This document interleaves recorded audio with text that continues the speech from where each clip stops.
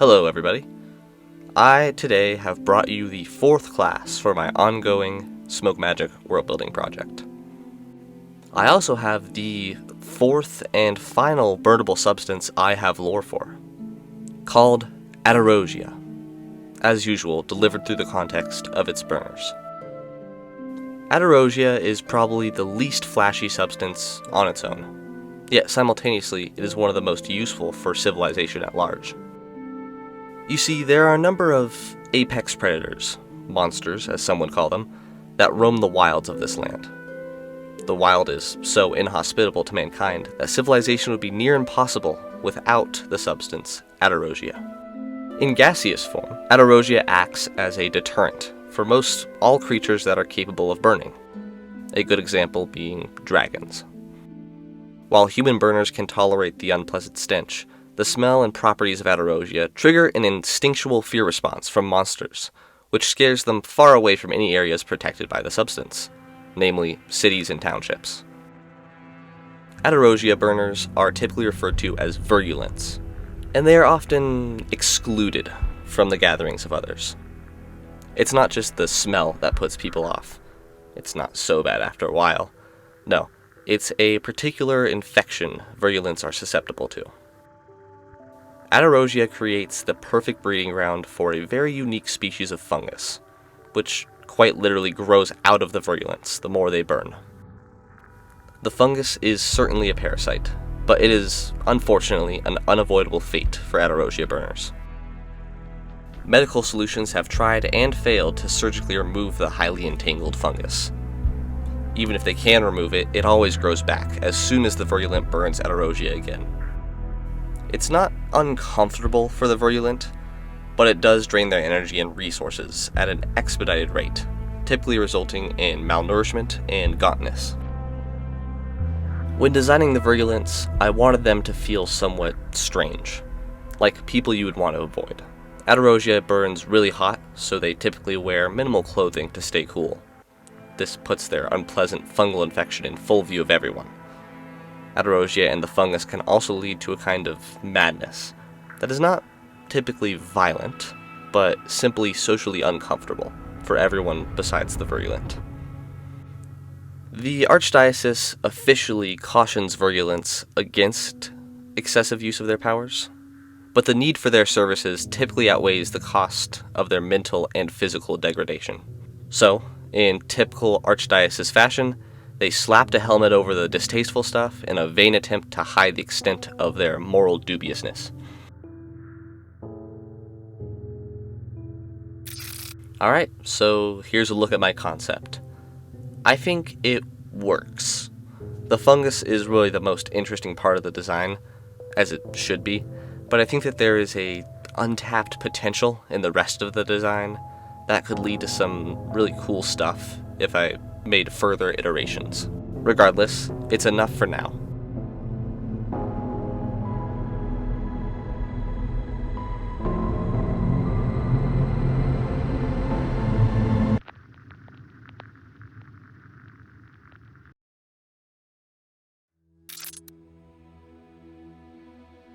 There are burners of every type that hide or suppress their burning capabilities, but aderia burners definitely do it the most.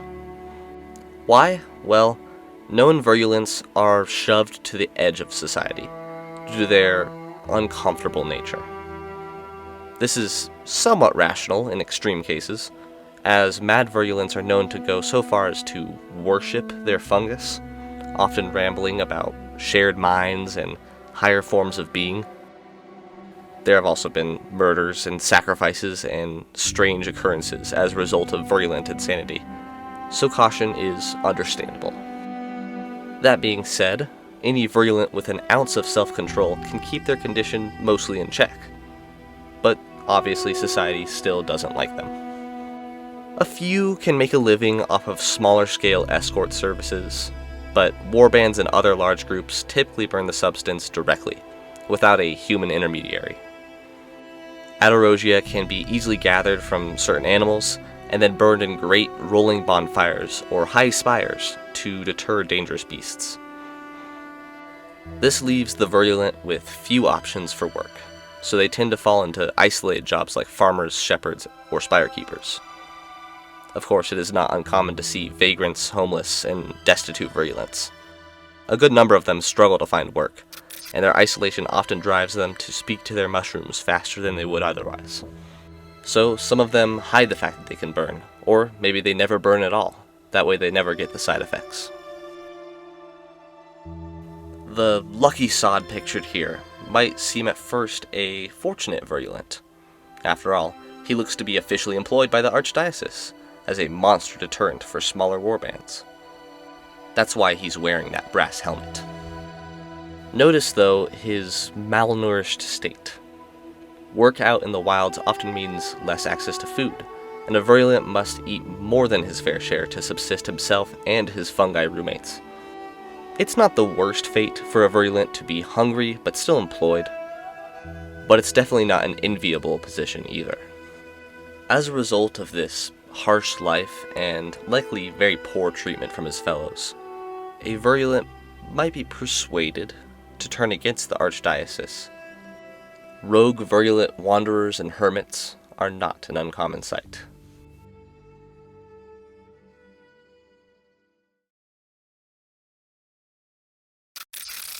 Alright, so there we have it. A devout virulent. Devout to what? Well, that's up to interpretation.